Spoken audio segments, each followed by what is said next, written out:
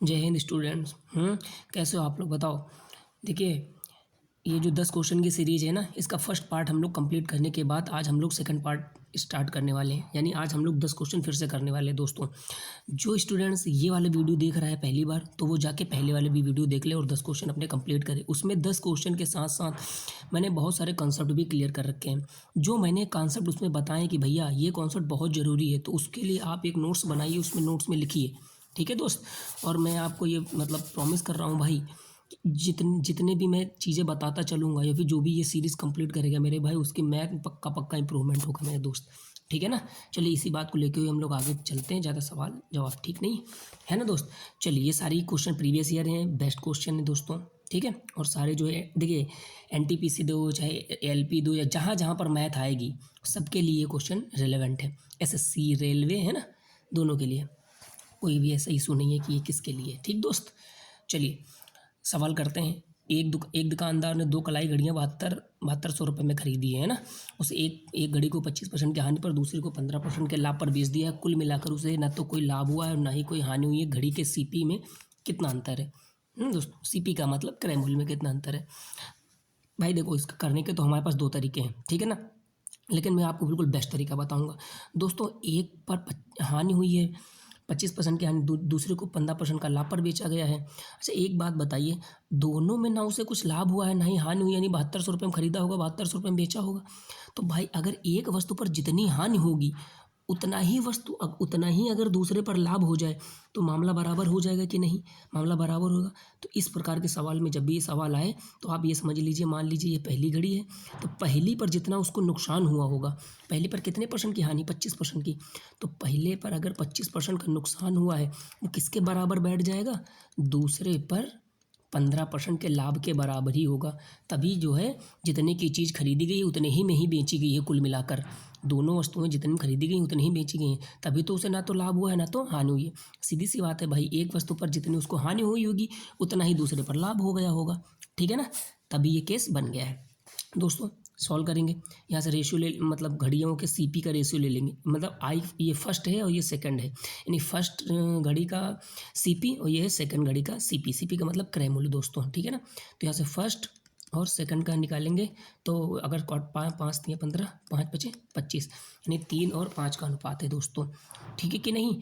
तो कुल मिला के ना तो कोई लाभ हुआ है ना तो हानि हुई है। तो दोस्तों घड़ी का अंतर कितना है? तो अंतर यहाँ से हमको सीधा सीधा देखने को मिल रहा है, 2 यूनिट का अंतर है ना।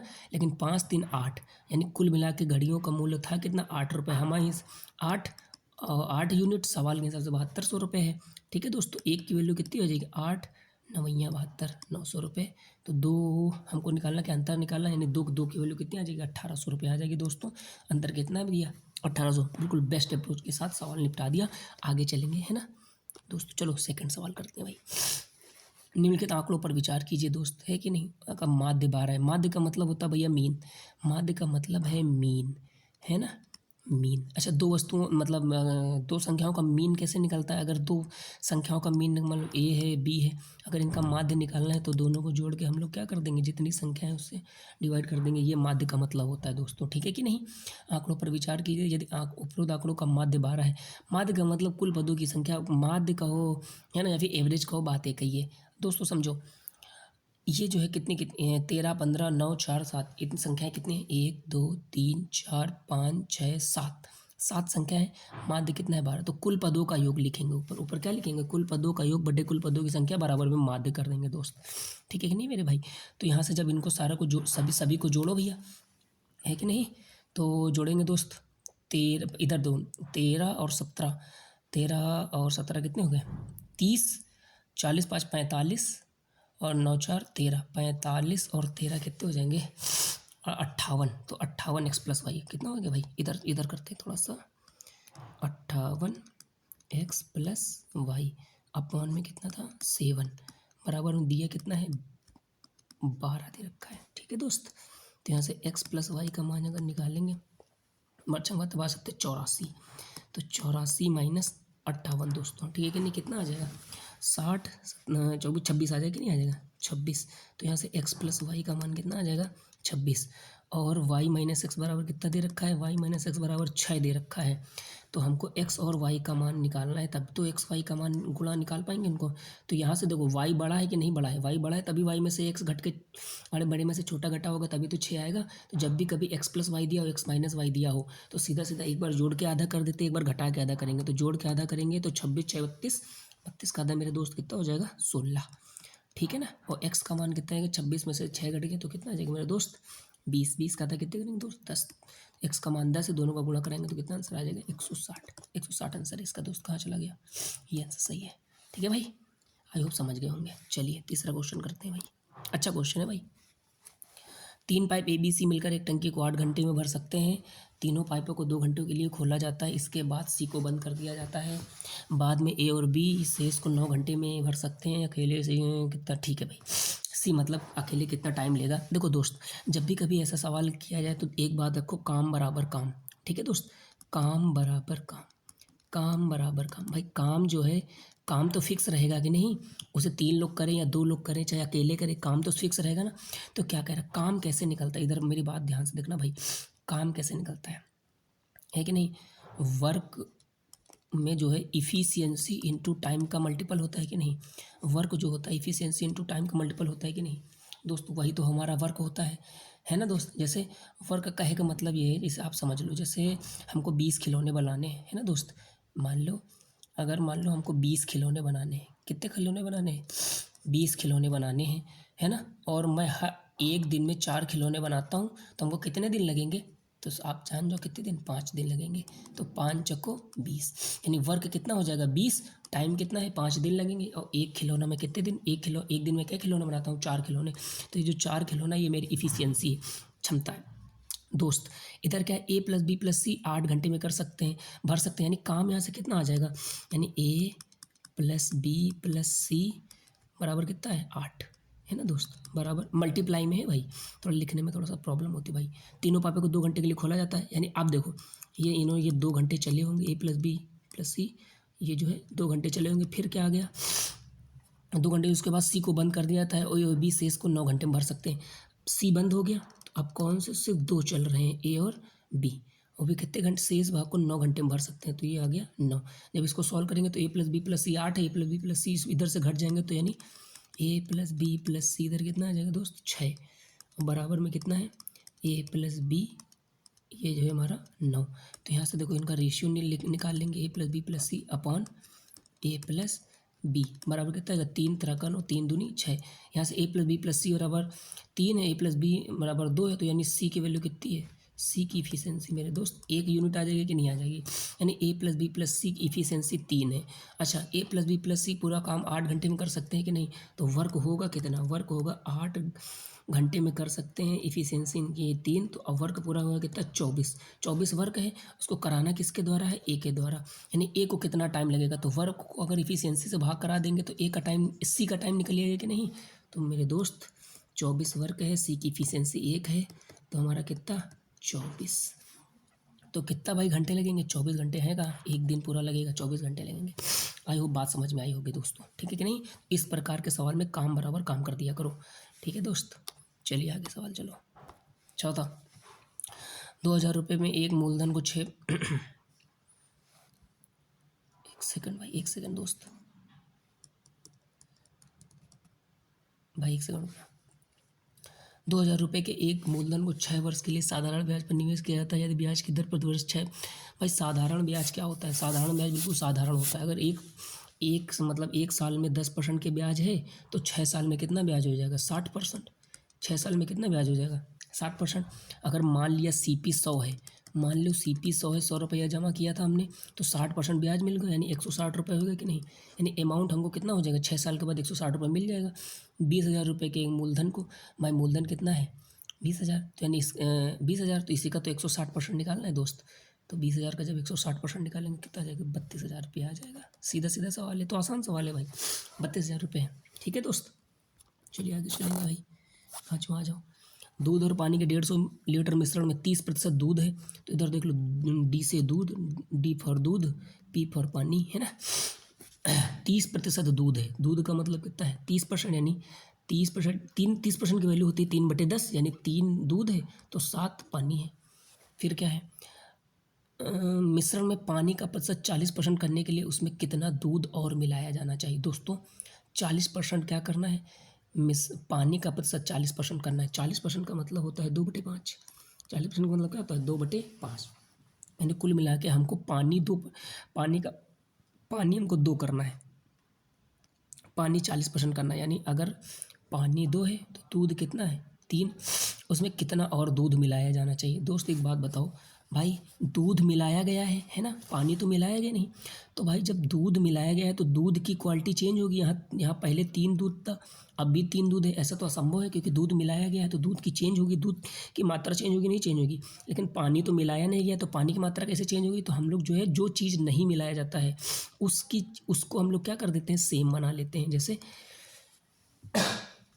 मान लो यहाँ पर 7 पानी रहे, यहाँ 2 पानी रहे, पानी में चेंजमेंट नहीं हुआ, तो ये कैसे चेंज हो गया, तो इसको हम लोग इक्वल कर लेंगे। 2 से इधर गुणा है, 7 से इधर गुणा, तो 7 दूनी 14 हो जाएगा, ये भी 7 दूनी 14 हो जाएगा, और 3 दूनी 6। इसको मान लो ये जो है इसको जो है काटो, ये मान लो 6 भी हुआ, ये 7 तरीक होगा 21, ठीक है, और ये 14 14 है। तो दोस्त कुल मिला के आप समझो, 6 से हो गया 21, 6 से हो गया 21, बड़ा कितना 15, यानी 15 बढ़ा है।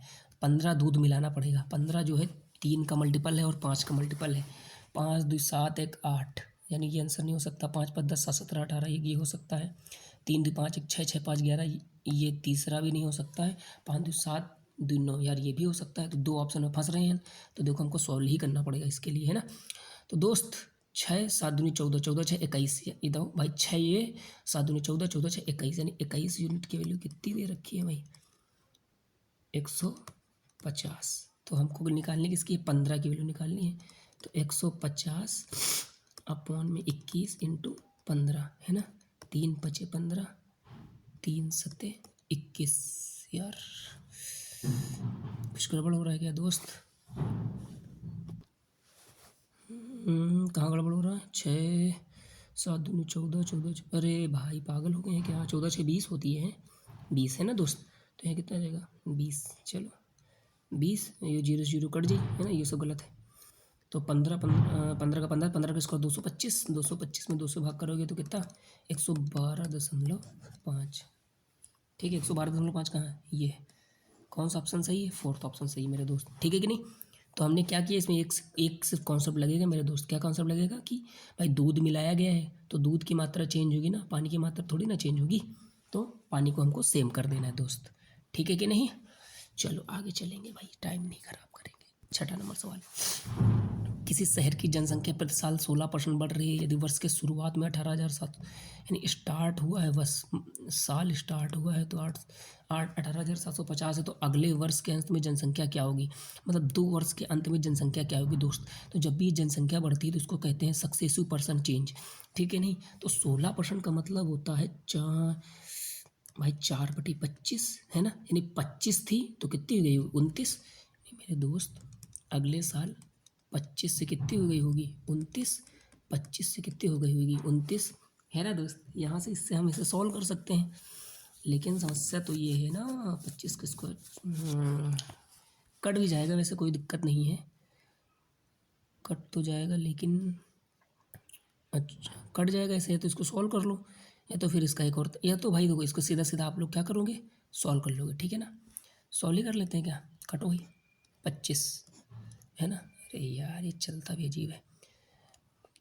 25 सत्ते कितना होगा दोस्त, 25 सत्ते 175, और 12, 25 पंचे 125, 0, फिर 25 से काटो, 25 3 75, 30 इंटू 29 इंटू 29, तो दो सबसे पहले 30, अगर 3 है तो एक 0 आएगा और 3 का मल्टीपल आएगा, तो 5 1 6 7 2 9, भाई ये भी है यार, 4 2 6 5 5 10 2 12, यार ये भी है ना। तो ऐसे तो हम ऐसे बात बनेगी नहीं दोस्त, है कि नहीं। सीधा सीधा हमको क्या करना पड़ेगा, सॉल्व ही करना पड़ेगा दोस्त, ठीक है ना।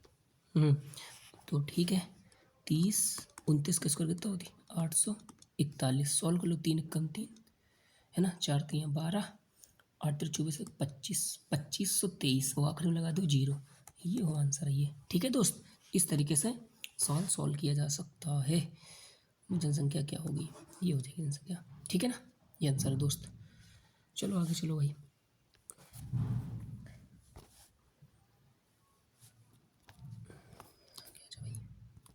आठवां, अवरोही क्रम में लिखो। अवरोही, अवरोही का मतलब होता है डिक्रीजिंग। अवरोही का मतलब क्या होता है? डिक्रीजिंग, है ना। थोड़ा अजीब से लिख रहा है लेकिन आप समझो।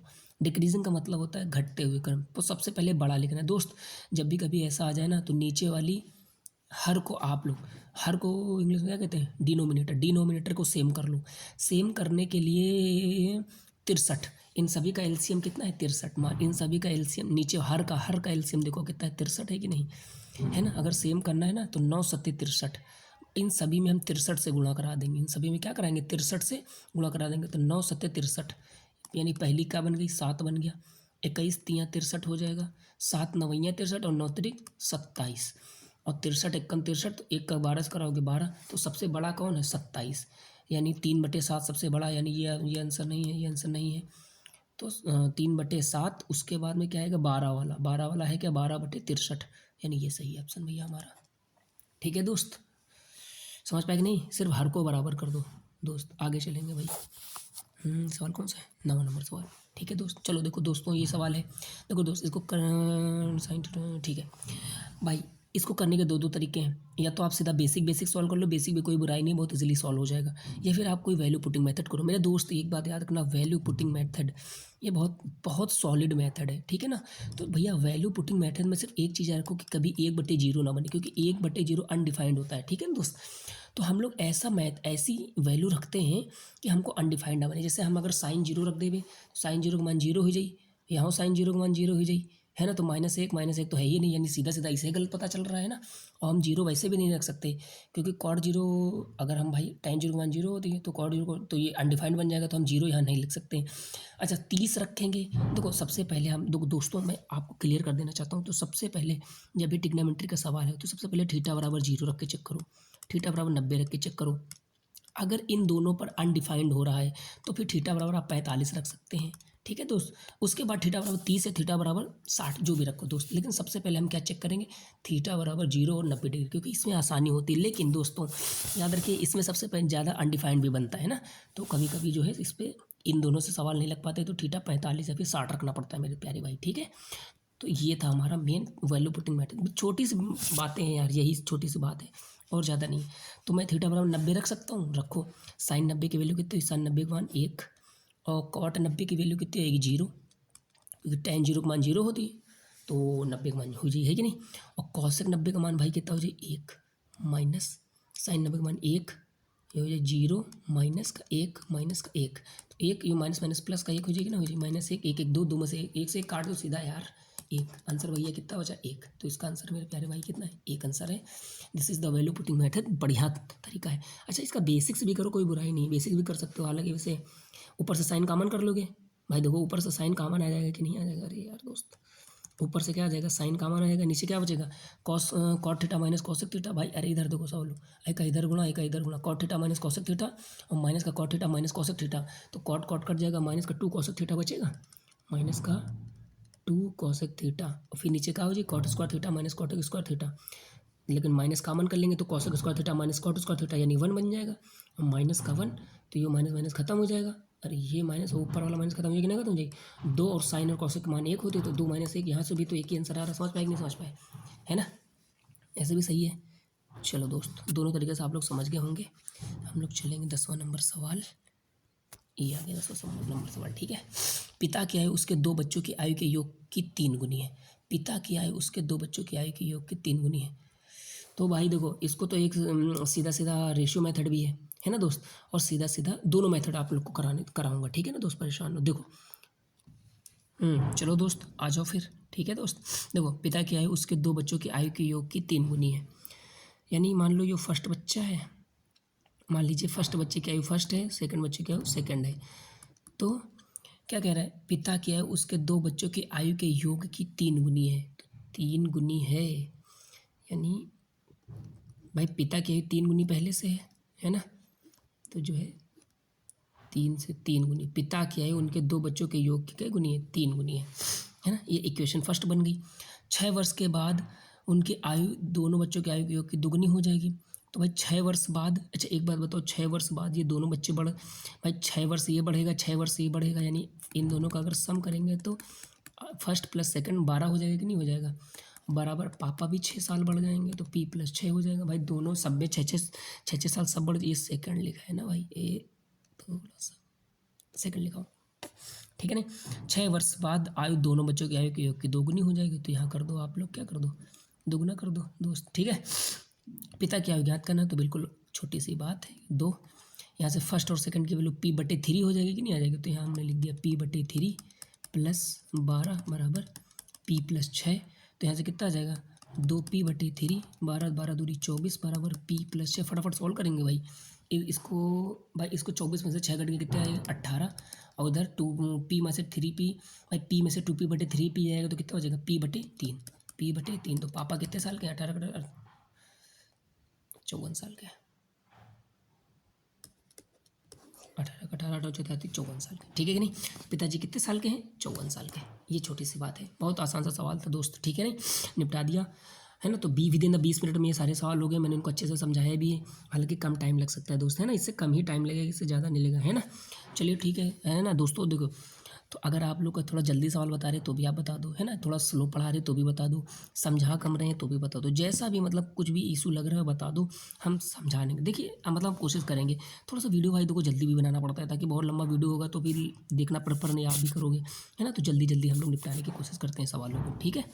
बाकी कॉन्सेप्ट तो मैं पूरा समझाता ही हूँ, कोशिश करता हूँ दोस्त, ठीक है कि नहीं। तो आई होप आप लोग को भाई इन्जॉय करिए, 10 सवाल अच्छे सवाल हैं, है ना। इस तरीके से मैं लगातार आपको वीडियो बनाता रहूँगा दोस्त, ठीक है ना। आप लोग सभी लोग जो है लाइक शेयर करें, हैं दोस्त। चलो चलो खुद पढ़ते रहिए दोस्त, ठीक है ना। चलो मेरे दोस्त, चलिए बाय। चलिए ठीक ही नहीं, और ये सवाल सारे सवाल आप लोग हैं कंप्लीट करेंगे दोस्त, चलिए ठीक है ना। चलिए भाई, बाय। कैसे कटेगा भाई, दोस्त।